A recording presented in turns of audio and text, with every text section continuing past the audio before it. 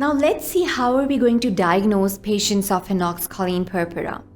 There is no specific test to diagnose these patients. It is diagnosed based on the recognition of the classical symptoms that I've already described in detail, and the exclusion of the other conditions, of course, which are quite similar to the rash that was the major presentation in these children. In many children with a classical rash, minimal testing is needed to establish the diagnosis of Henoch-Scholein Purpura.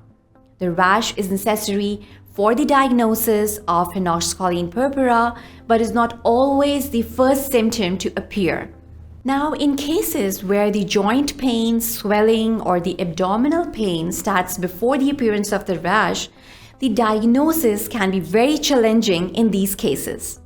Now, what are the tests that we're going to perform in such children where we are suspecting the Henoch-Scholein Purpura?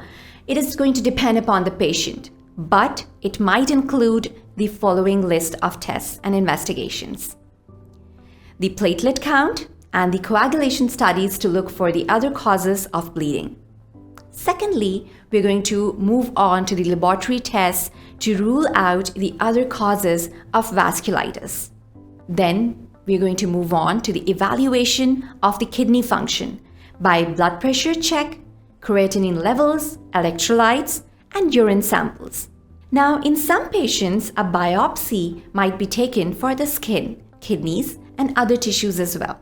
Biopsies in patients with Henoch-Scholein Purpura often show higher levels of a specific type of immune protein, which is called as immune globulin A. Imaging of the bowels may be performed if the abdominal pain is very severe.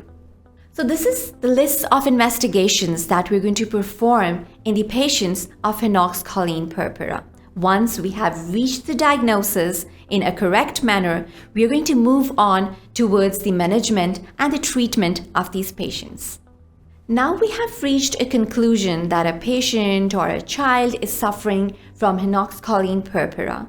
To manage these patients in a correct way is very important, because if not treated in a particular way or in an appropriate manner, it can lead to some devastating conditions or complications in these children as well. Now, most children with Henoch-Scholein Purpura do not require any specific treatment, and they may recover with time alone. Joint pains can often be controlled with rest and over-the-counter medications such as acetaminophen, ibuprofen, or naproxen. Steroids can be given by mouth or through an IV infusion that are typically given for severe abdominal pain. As a doctor, you have to discuss the use of the steroids and whether or not they are necessary in the child.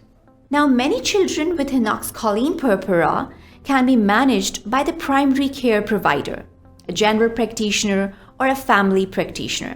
If symptoms are severe and additional expertise is needed, a rheumatologist can help evaluate and treat the children for Henoch-Scholein Purpura. One of the most important parts of Henoch-Scholein Purpura management is the monitoring for the kidney disease. Now, this cannot be excluded at any cost. Temporary blood or protein in the urine is very common in these children.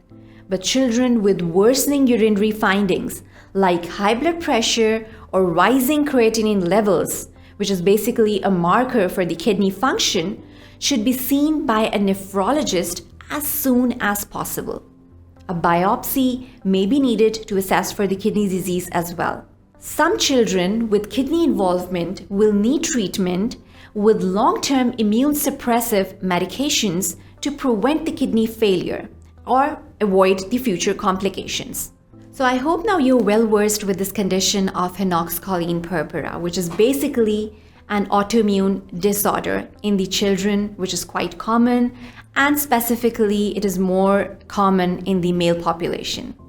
And now we know the signs and symptoms, the red flags, the clinical picture, as well as the treatment and management which is associated with these conditions. And we have to look for and be cautious about the complications that can occur in the children, as they have long-term effects in the quality of life of these children.